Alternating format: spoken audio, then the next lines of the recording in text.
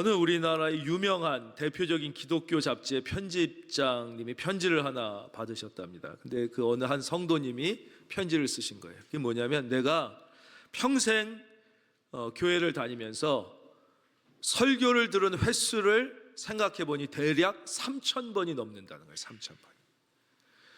근데 문제는 그렇게 많이 3,000번이 넘게 설교를 들었는데 기억에 남는 설교가 단 한 편도 없다는 것입니다.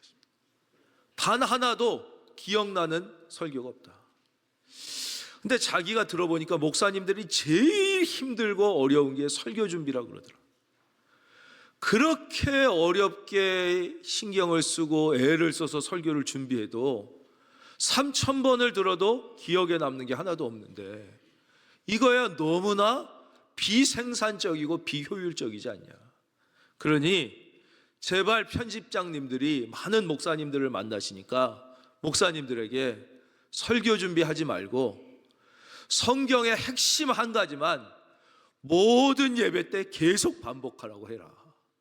그러면 하나라도 기억에 남지 않겠냐, 이런 편지를 보내셨다고 합니다. 사랑하는 성도님들은 기억에 남는 어떤 설교가 있으십니까? 우리가 설교 그러면은 생각하게 되는 여러 가지가 있는데, 설교는, 하나님의 말씀은 첫째, 머리를 위한 지식이 아니라 영혼을 위한 양식이라는 것을 알아야 합니다. 머리를 위한 지식이 아니라 영혼을 위한 양식입니다. 우리는 음식을 먹고 다 기억을 못하고 내 몸 안에 칼로리가 얼마 들어왔고 단백질이 어떻고 비타민 이런 거 모르는 거예요. 그러나 편식하지 않고 건강하게 음식을 잘 먹으면 그것이 하루하루의 나의 삶의 에너지가 되고 나의 육체의 양식이 되는 것처럼, 하나님의 말씀을 성경은 영혼의 양식이라고 해요. 영혼의 양식. 그래서 우리는 나도 모르는 사이에 한 주 한 주 또 매일 하나님의 말씀을 들음으로 우리의 영혼이 건강해지고 새 힘을 얻고 살아나게 되는 것이죠. 밥을 안 먹으면 점점 어떻게 돼요? 편식하거나 밥을 안 먹으면 면역력이 약해지고 병이 들고 결국 죽게 되는 것처럼 영혼의 양식도 똑같습니다. 다만 영혼의 양식이 우리 속에 들어오지 않을 때 육체의 병도 똑같아요. 아는 병, 팔이 아프다, 뭐 허리에 디스크다, 이런 거는 오히려 괜찮은 거예요. 그건 증세가 나타나니까 치료하면 되는 거예요. 그런데 위험한 것은 증세가 없는 것입니다. 암, 증세가 없습니다. 증세를 깨닫는 순간은 이미 상당히 늦은 것입니다. 뇌혈관 터지는 거 증세가 없습니다. 증세가 나타나면 뇌경색이나 뇌출혈, 죽거나 병신되거나 둘 중에 하나인 것입니다.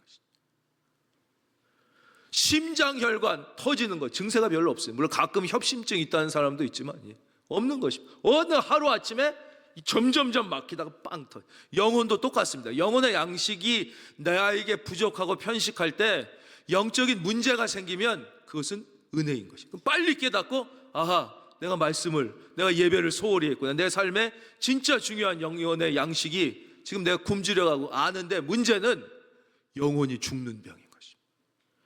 예배를 안 드려도 별 차이가 없어요. 말씀을 안 듣는데도 별 문제가 없는 것처럼 느껴지는 게 이것이 심각한 것입니다. 그렇게 영혼의 암은 깊어져 가고 나의 뇌혈관은 막혀져 가고 나의 심장은 어느새 심근경색으로 우리의 영혼의 생명을, 그러다가 그냥 믿음에서 떨어지는 거예요. 그럼 영원히 육신만 죽는 게 아니라, 성경이 뭐라고 그랬어요? 너의 육신을 죽이는 자를 두려워하지 말고 영과 육신을 다 죽일 수 있는 분을 두려워하라 그랬다. 우리의 영혼이 죽게 되는 것이죠. 그래서 이 말씀은 영혼의 양식이라는 거예요. 두 번째, 우리가 말씀을 계속 들을 때에 우리는 정보의 양이 많아지는 것이 아닙니다. 우리가 하나님의 말씀을 들을 때 우리는 인생과 세상을 대하는 태도와 관점이 변화되는 것이죠. 인간의 관점에서 하나님의 관점으로, 어린아이의 관점에서 성숙한 관점으로 바뀌는 것입니다. 여러 번 강조해 말씀드렸지만 수많은 연구 결과는 성경과 똑같이 말씀하죠. 인생의 성공을, 실패를 결정짓는 것은 그가 가지고 있는 능력이 아니라 그가 가지고 있는 태도에 비례한다 그랬어요. 어떤 태도를 가지고 있느냐. 그렇죠? 태도가 인생의 고도를 결정한다. 이건 진리입니다. 한번 따라할까요? 나의 태도가, 한 번 더 하겠습니다. 나의 오늘의 태도가 내일의 인생을 결정한다. 그렇습니다. 나의 삶의 태도가 인생의 고도를 결정. 우리가 하나님의 말씀으로 나의 삶의 태도가 변화돼 가는 것이죠. 변화돼 가는 올바른 태도로 하나님이 기뻐하시는 하나님의 자녀, 이 세상에 속한 자에서 하늘에 속한 자, 점점 변화되고, 그러기 위해서는 태도가 바뀌기 위해서는 뭐가 바뀌어야 된다고 그랬어요? 관점이 바뀌어야 되는 것입니다. 세상을 보는 잘못된 관점, 세상의 죄악된 시선이 아니라 하나님의 시선으로, 그렇게 인생을 이해하고 세상을 이해하고 마지막 영원을 이해할 수 있는 거예요. 영원을. 그럴 때 우리는 얼마나 내가 소중한 가치인가를 비로소 아는, 세상과 비교하지 않고도 자부심 있는 인생을 살아요. 우리는 영혼이, 인간의 가치는 영혼에 있는 거예요. 우리의 지식이나 능력에 있다면, 여러분 죽어서 천국 간 다음에도 뭐 여기서 지식이 많았던 사람은 거기서 지식이 많고, IQ가 높고 능력이 많았던 사람은 천국에, 그런 거 아니에요. 여러분 육신만 쇠하는 게 아니라 뇌도 쇠합니다. 나이가 들면 기억력도 떨어지고 100살이 넘으면 판단력도 떨어집니다. 그게 육신이에요. 육신. 여기에 가치가 있는 게 아니에요. 우리의 가치는 하나님의 영이 우리 안에 들어오실 때 우리의 영혼이 존귀한 존재인 거예요. 그래서 아무리 아는 게 없고 무능해도 하나님의 영이 그 사람 속에 살아 숨쉬는 인간은 존귀한 인간인 거죠. 오늘 말씀 29절입니다. 신부를 취하는 자는 신랑이나 서서 신랑의 음성을 듣는 친구가 크게 기뻐하나니. 우리가 예수를 믿으면서 어떻게 진짜 하나님이 약속하신 마음속에 기쁨이 충만할 수 있느냐? 그러려면 신랑의 음성을 들어야 돼요. 신랑은 여기서 누구예요? 예수님입니다. 여러분 결혼식을 생각해 보십시오. 사람들이 많습니다. 막 왁자지껄합니다. 자기 얘기합니다. 그렇죠? 막 음식 나눕니다. 신랑의 음성이 들릴까요? 안 들립니다. 신랑의 음성을 들으려면 첫째, 신랑 가까이 있어야 합니다. 오늘 여러분이 여러분 옆에 와 계신 예수님과 가까이 있기를 바랍니다. 예수님이 저 멀리 있는 게 아니에요. 이 강단에 있는 게 아니에요. 두 번째, 세미한 음성에 귀를 기울일 수 있어야 합니다. 하나님은 나의 영혼에 다 매 순간순간 나에게 주시는 말씀이 있단 말이에요. 하나님에게 있어서 나는 그 무엇과도 바꿀 수 없는 소중한 단 한 명의 영혼이지 수천 명 중에 그냥 하나의 존재가 아니에요. 그래서 하나님은 천둥처럼 얘기하실 때도 물론 있지만 대부분의 경우 세미하게 말씀하십니다. 찬양 중에 세미하게 들리는 음성이 있어요. 말씀을 듣는 중에 내 영혼을 부딪히는 그 세미한 음성을 들을 수 있어야 돼요. 그 귀를 기울여야 돼요. 근데 예배에 와서도 우리가 귀를 못 기울여요. 세상의 소음에 계속 마음을 뺏겨 있어요. 세상의 근심, 걱정, 하다가 온 일, 이번 주에 할 일, 경제적인 문제, 자녀 문제, 인간관계의 문제, 하다못해 오늘 예배 끝나고 점심은 무엇을 먹을까? 이것까지 자꾸 마음을 뺏겨 있는 거예요. 예. 사 먹을까? 집에 가서 먹을까? 귀찮은데 라면이나 끓여 먹을까? 라면은 신라면이냐 안성탕면, 수도 없는 생각으로 우리의 머리가 소음으로 가득 차면 세미한 음성이 안 들리는 거죠. 오늘 이 시간 여러분의 모든 근심과 걱정을 하나님께 굴려보내고, 다 굴려보내는 거예요. 굴려보내고 그 세미한 음성에 귀를 기울이시길. 그러면 이제 우리가 그 음성을 듣게 되죠. 그러면 어떻게 나아갑니까? 30절입니다. 이 말씀이 오늘 설교 전체의 핵심이며 주제입니다. 30절 한번 다 같이 읽겠습니다. 시작. 아멘. 이게 오늘 전체 말씀의 핵심이에요. 오늘 제목, 기쁨이 충만한 삶의 비밀이 이 한 문장에 다 들어있습니다. 화면 다시 보여주십시오. 그는 흥하여야 하게. 여기서 그는 누구예요? 예수님이죠. 예수님. 한번 저를 따라해 주십시오. 예수님은 흥하여야 하겠고, 여기서 나는 누굴까요?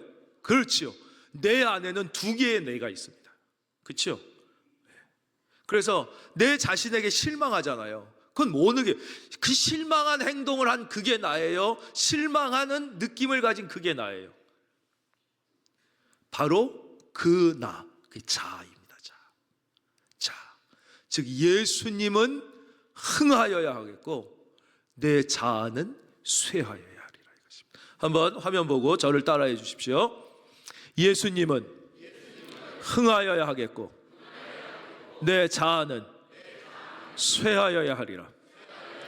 이것이 하나님의 자녀로 기쁨이 충만한 삶을. 보세요. 세례 요한은 그 광야에서 살았으니 얼마나 힘들겠냐고요. 우리가 아무리 볕 안 드는 지하 막 군대 내무반에 있어도 여기는 그 광야 정말 살기 힘든데요. 낮에는 그 햇볕이 말할 수 없고 밤에는 어마어마하게 춥고. 뭘 먹었어요? 먹는 게 메뚜기와 석청만 먹었다고요. 얼마나 거친, 옷도 없어요. 봄, 여름, 가을, 겨울을 낙타 털옷 하나 갖고 입은 거예요. 그 더울 때도 그냥 그거 입는 거예요. 가죽으로. 근데 그는 어떻게 기쁨이 충만했을까? 여기 그러잖아요. 나는 기쁨으로 충만하다. 감옥에서도 죽음을 두려워하지 않고 멋있게 살지 않았습니까? 어떻게 그럴 수 있느냐? 이 자아를 조금 우리가 이해하기 쉬운 말로 하면 이것을 자존심이라고 하는 것입니다. 우리는 자존심의 노예가 되어 있습니다. 자존심이 하나님이에요. 그래서 부모님조차도 내 자존심을 건드리면 못 견딥니다. 아무리 부모라도 내 자존심을 건드리면, 내가 그렇게 사랑하는 내 배우자도 내 자존심을 건드리면 못 견딥니다. 자존심 못 견딥니다.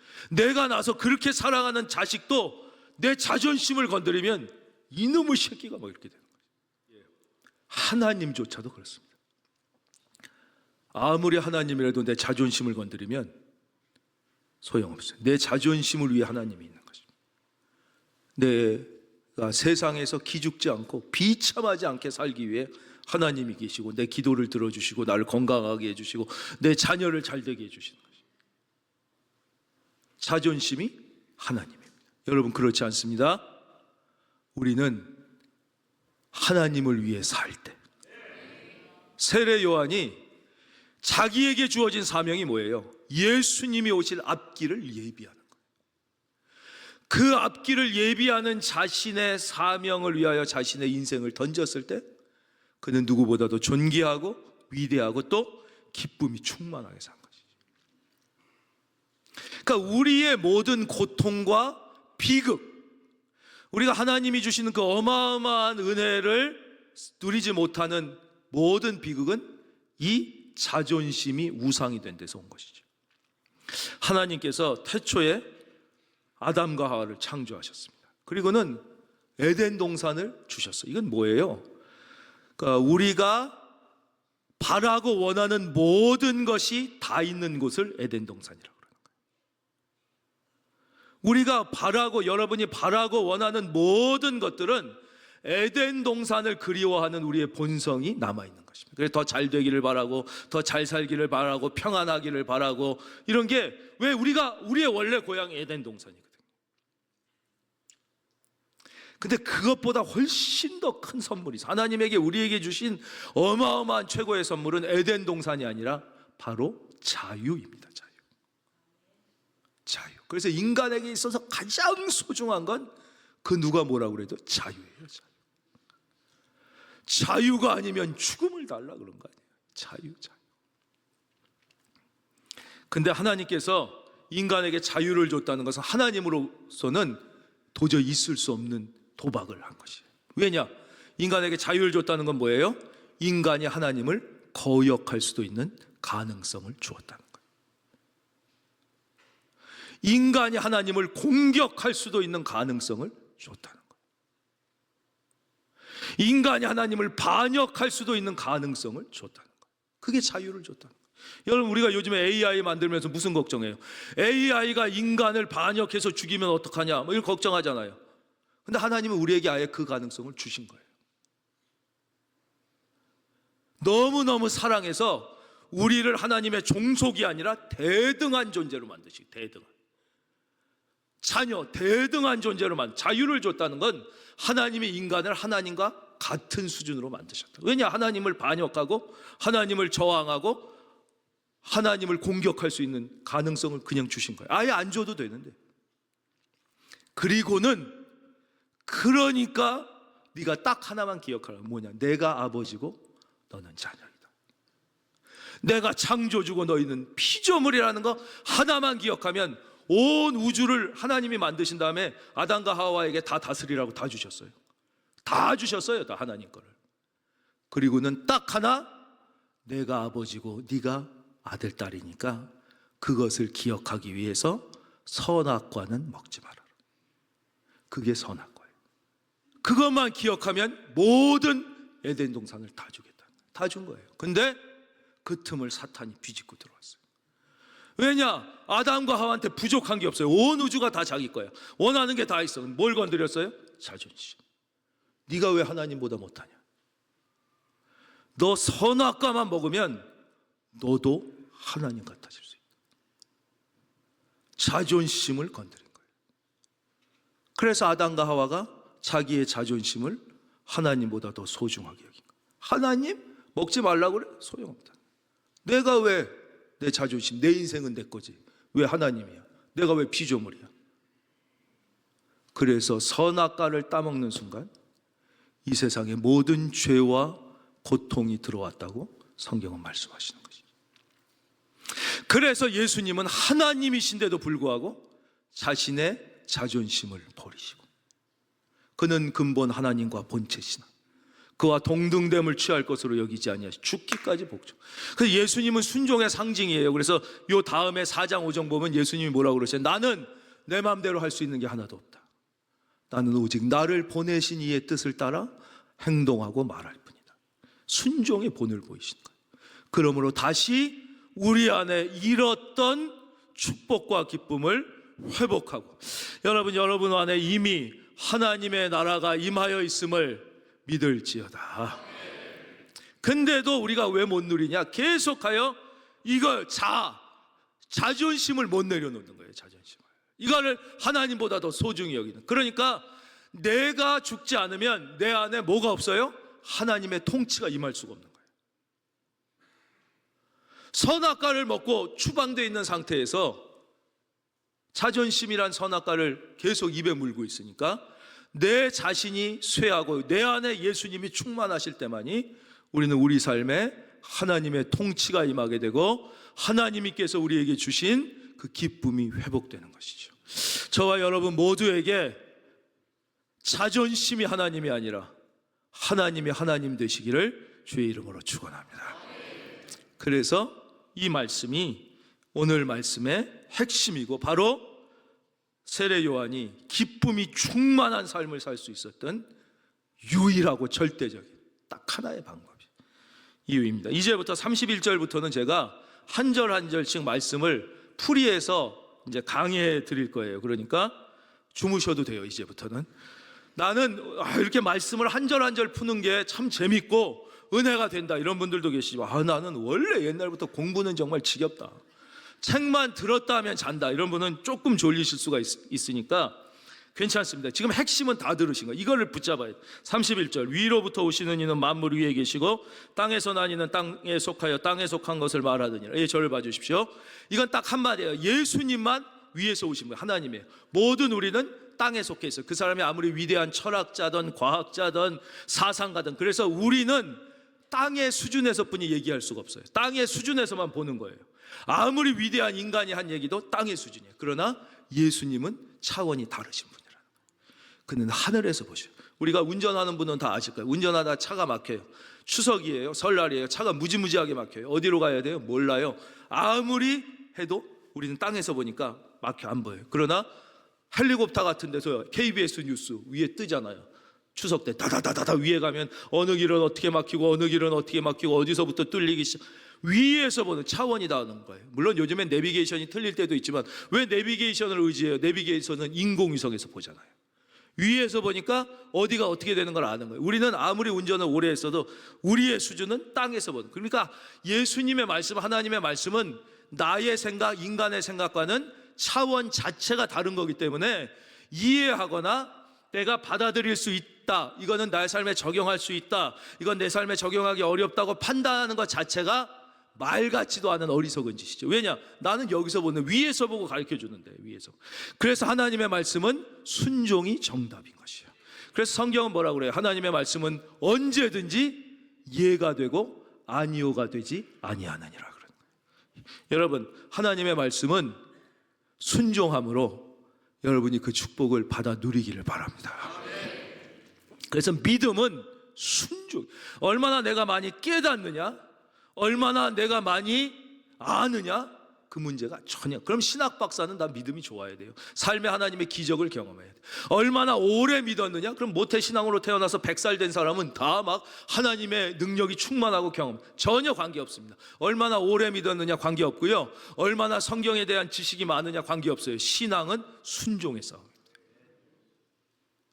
내가 순종하느냐 못하느냐, 얼마만큼 순종하느냐가, 그것이 신앙과 인생의 성패를 결정. 이게 안 되면 인생은 영원히 고통이 계속되는 거예요. 아이, 나는 살다 보면 고통이 아니던데요, 좋은 일도 많은 것 같은데요. 왜 인생이 고통인지는 다음 주에 말씀드리겠습니다. 지금 착각 속에 있는 거예요. 난 지금 인생이 잘 될 때가 많은데요, 10년만 지나봐, 20년만 지나. 왜 서울대 들어온 애들이 제일 자살률이 높은지, 왜 재벌들이 제일 이혼율이 높은지 아직은 모르는 거예요. 그걸 이제 깨닫게 되는 거예요. 3부 때만 조금 말씀드리면, 사람이 미숙할 때는 어떻게 해요? 내가 할 수 있는 게 많은 줄 알아요. 그러나 조금 성숙하면 어떻게 돼요? 내가 할 수 없는 게 있다는 걸 알게 되죠. 그러나 더 성숙하면 어떻게 돼요? 할 수 없는 게 있는 게 아니라 내가 할 수 있는 일이 거의 없다는 것을 깨닫게 되는 거죠. 거의가 할 수 없는 거예요. 내가 할 수 있는 일이 거의 없어요. 그 할 수 있게 하신 일을 감사함으로 최선을 다하는 것만이 나의 인생을 제대로 살 수 있는 길이라는 걸 깨닫게 될 때, 그때를 우리는 철들었다, 이렇게 얘기하는 거죠. 어렸을 때는 무조건 내 중심이에요. 다 하나. 조금 크면 부모님과 다른 사람을 생각하게 돼요. 철들었다 그러는 거예요. 영혼의 철이 들면 비로소 하나님을 의식하게 되는 거예요. 하나님을 생각하게. 그걸 영혼의 철이 들었다, 우리가 이렇게 얘기합니다. 그 다음입니다. 32절. 그가 친히 보고 들은 것을 증언하되 그의 증언을 받는 자가 없도다. 33절 화면 보고 깨어 계신 분은 읽겠습니다. 시작. 그러니까 예수님은 인간처럼 무슨 생각하거나 연구하거나 이래서 말씀하시는 게 아니에요. 그는 하나님이시기 때문에 친히 현재와 과거와 미래를 보시는 거예요. 온 우주를 보시는 거예요. 우리의 삶을 보시는 거예요.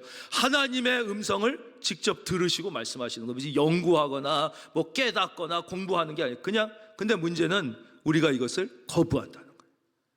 받아들이는 사람이 있고 거부한. 근데 우리는 이걸 신앙을, 말씀을 받아들인다, 이거를 이해한다고 착각하면 절대 안 됩니다. 신앙은 이해할 수 있는 것이 아니에요. 신앙의 핵심은 사랑이기 때문에 그래요. 여러분, 사랑은 이해하는 게 아니에요. 사랑은 경험하는 것이죠. 엄마의 사랑에 만족하지 못한 애들이 있어요. 청소년기에 그래요. 부모에 대한 불만이 막 하늘을 찔러서 가출을 했어요. 왜 딴의 엄마들은 저렇게 잘해야지 우리 엄마는 이렇게 해주지도 않고 우리 집은 가난하냐.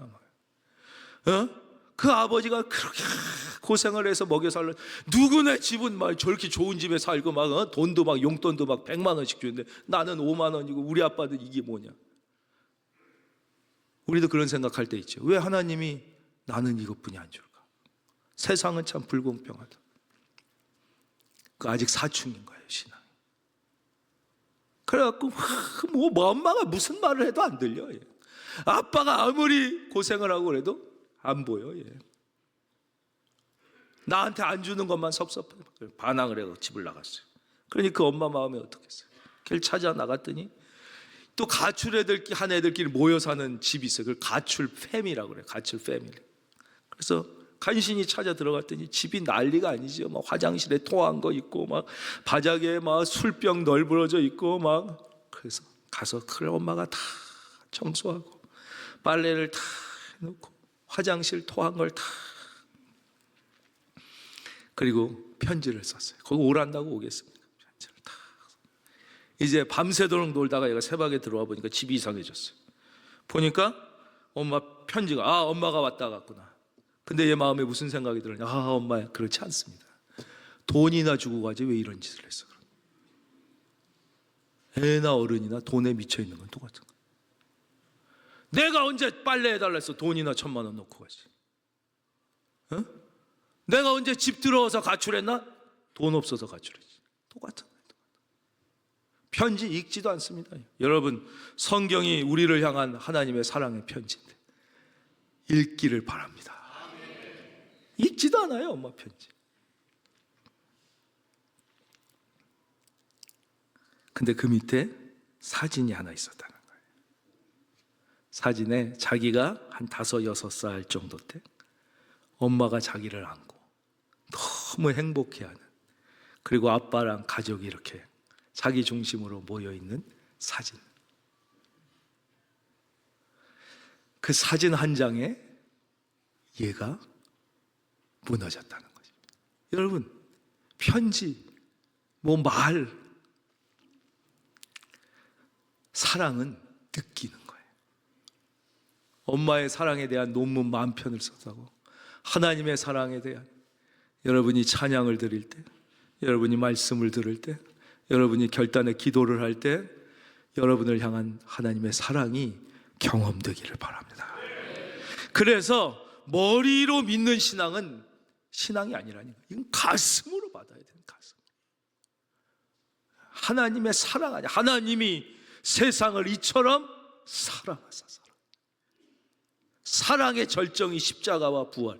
사랑은 받는 거예요, 받는 거.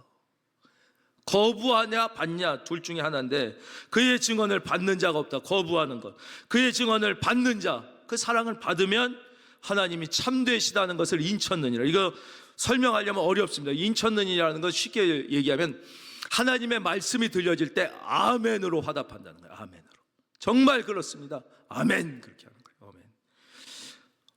아멘. 하나님을 아버지라고 부르실 수 있는 분은 아멘.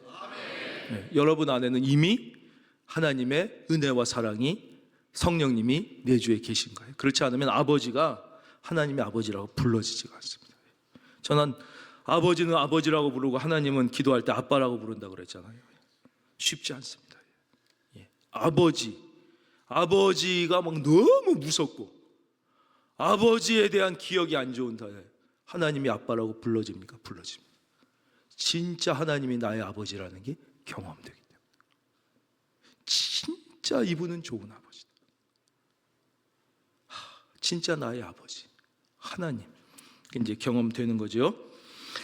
34절, 하나님이 보내신 이는 하나님의 말씀을 하나니. 또 여쭙겠습니다. 하나님이 보내신 이가 누구예요? 세례 요한이에요? 예수님이에요? 예수님이. 예수님은 무슨 말씀을 해요?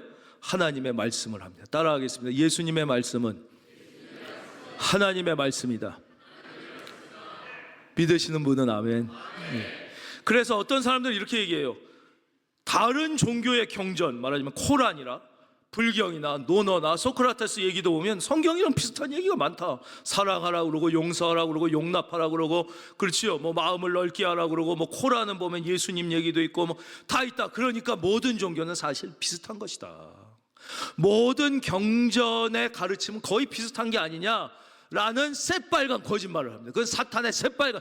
전혀 그렇지 않습니다. 다른 모든 경전은 인간의 생각의 극치입니다. 훌륭하지 않다는 게 아니에요. 사상의 극치고 철학의 극치입니다. 성경은 인간의 말이 아닙니다. 인간의 생각이 아닙니다. 단어 하나도 하나님의 말씀입니다. 성경은 인간의 책이 아니에요. 예수님이 하신 말씀은 단어 하나, 문장 하나, 점 하나까지도 1.1획도 틀림없는 유일한 하나님의 말씀이십니다. 그 보면 길가메시 서사시 보면 노아 홍수랑 비슷한 얘기가 있답니다. 그러니까 이건 다 절대 그렇지 않습니다. 인간은 다 흉내낼 수 있고 사탄도 속일 수 있습니다. 성경은, 하나님의 말씀은 성경뿐입니다. 그래서 성경은 단 한 글자 한 단어도 앞으로 만년이 지나도 바뀌지 않습니다. 바뀔 수가 없는 것입니다. 하나님의 말씀이기 때문에. 하나님의 말씀, 이걸 꼭 우리는 알아요. 그런데 계속 다른 종교는 비슷하다, 내용이 비슷하지 않냐 이러면서 끊임없이 우리를 우는 사자와 같이 다니면서 속이려고 그래요. 사탄은 거짓의 아비요, 사기꾼이요, 살인자요, 사탄의 본성입니다. 하나님이 보내신 이는 하나님의 말씀을 하나니 이는 하나님이 성령을 한량없이 주심이라. 오늘 여기까지 하겠습니다. 하나님이 성령을 예수님에게 한량없이 주신다는 것은 예수님이 성령이 충만하다는 말씀이지만 더 깊이 들어가면 예수님과 성령님은 같은 분이시라는 거예요. 예수님과 성령님은 같은 분이시다. 여러분 생각해 보십시오. 예수님이 뭐로 잉태되셨습니까? 성령으로 잉태되셨죠. 아예 성경 얘기잖아요. 그렇죠? 우리가 사도행전에 계속 고백하잖아요. 성령으로 잉태되사. 우리는, 여러분은 뭘로 잉태됐습니까? 아버지의 정자로 잉태됐죠. 그렇죠? 성령으로 잉태된 분은 성령이시죠. 우리는 사람으로 잉태됐으니까 사람이죠. 그러니까 이건 뭐 어렵게 생각할, 그렇기 때문에 우리는 우리 안에 하나님의 영이 있어야 존귀한 인간인데 그 영이 죽어서 없고 사람의 씨로 잉태됐기 때문에 우리가 예수 그리스도를 구주로 믿고 고백함으로 우리 안에 성령이 임재하시면 할렐루야, 예, 비로소 우리 안에 하나님의 영이 거하시고 우리 애가 하나님의 자녀로 회복되는 것입니다. 그래서 예수도 닮기 원함은, 우리가 예수님을 닮아가길 원하는데요, 그거는 노력한다고 되는 게 아니에요. 공부한다고 되는 것도 아니고 뭐 애쓰고 돌을 닦는다고 되는 게 절대 아닙니다. 스님처럼 되는 게 아니고 도사처럼 되는 게 아니에요. 성령이 충만할 때만 가능한 것입니다. 예수님은 성령님이시고 인간의 힘으로는 예수님을 닮아갈 길이 없습니다. 오직 내 안에 성령이. 그럼 어떻게 성령이 충만할 수 있느냐? 이 성령을 모르면 성경의 말씀을 이해할 수가 없어요. 그래서 성경에 예수님께서 죽은 자를 살리시고 귀머거리를 듣게 하시고 눈먼 자를 보게 하시고 안전뱅이를 일으키시고 바람과 파도를 잔잔케 하시고 오병이어로 수천 명을 먹이신 것을 세상은 당연히 이해하지 못해요. 왜냐? 그들은 성령을 알지 못하기 때문에. 그것은 다 사람의 능력으로 한 게 아니라 성령의 능력으로 한 것이기 때문에. 그러니까 성령을 모르는 자는 성경을 알 수가 없는 거예요. 그러니까 세상 사람들이 성경과 예수님의 일을 이해하지 못하는 것은 당연한 것이죠. 왜냐? 예수님은 사람의 능력이나 지혜로가 아니라 오직 성령의 능력으로 모든 일을 행하셨기 때문에 그래요. 하나님의 말씀도 그렇습니다. 영어로 쓰인 책은 아무리 똑똑해도 영어를 모르는 사람은 이해할 수 없듯이 성령으로 기록된 하나님의 책은 성령이 조명해 주시지 않으면 그 의미를 깨달을 수가 없는 거예요. 그래서 성경으로 신학박사 10개를 따도 하나님을 안 믿는 사람이 나오는 거예요. 성령이 충만하기 위해서 우리 한국교회는 새벽 기도도 열심히 하고 찬양도 막 부흥회도 막 열심히 가고 막 철야 기도도 하고 막 찬양 집회도 가고 많이 했습니다. 그게 나쁘다는 것은 아닙니다. 그것도 좋은 방법입니다. 그러나 가장 성령이 내 안에 충만해져가는 가장 확실하고 분명한 하나님이 우리에게 가르쳐 주시는 방법은 무엇이냐면 내 안에 이미 성령이 내주에 계심을 믿고 우리 교회는 찬양이 뜨겁거든요. 여러분, 찬양은요 성령이 없으면 뜨겁게 할 수 없어요. 그것은 기교를 부릴 뿐이에요. 그 어떤 마리아 칼라스가 불러도 성령이 없는 찬양, 그건 기교예요. 돈 주니까 부르는 거예요, 그 사람들은. 돈 안 주는데 뜨겁게 부르라? 이거는 믿음이 있는 사람만 가능한 거죠. 내 안에, 그렇죠. 조영남도 막 부르잖아요, 막 찬송가. 그럼 난 믿음 없다고 그러는데 왜? 내 가수인데 돈 주니까 부른다. 근데 여러분은 하나님 앞에 기쁘게 계속 부를 수 있는 건 내 안에 성령이 계시기 때문이에요. 그러니까 내 안에 성령이 계심을 확실히 믿고 그 성령님은 오늘 여러분이 찬양할 때도, 오늘 여러분이 기도할 때도, 오늘 여러분이 말씀을 듣는 이 순간도 여러분에게 말씀하고 계십니다. 분명히 분명히 말씀하고, 우리가 문제는 그 말씀을 듣는데 외면하거나 거부하는 거예요. 오늘도 말씀하시죠. 내가 이번 주에 어떻게 해야 하는지 말씀하시잖아요. 근데 내가 그걸 거부하는 거예요. 그렇게 싫다는 거예요. 나는 내 생각대로. 말씀 안 하시는 적이 없어요. 늘 말씀하시는데 내가 안 듣고 거부할 뿐인 거예요. 그 말씀을 어제보다 1%씩 더 순종하기 위하여 전진해 가요. 많이도 아니에요. 어제보다 1%만 더 나에게 말씀하시는 그 말씀에 순종해 가는 노력을 하면 우리는 모두 내 안에 임재하신 그 성령님이 주시는 그 말할 수 없는 평안과 기쁨과 확신을 누리며, 저는 이번 한 주도 여러분들께서 여러분 안에 임재해 계신 그 성령님의 말씀에 지난주보다 1% 순종하심으로 여러분 안에 살아 여러분을 도우시는 이 성령님의 기쁨을 충만히 체험하시는 그런 한 주가 되시기를 주님의 이름으로 축원합니다.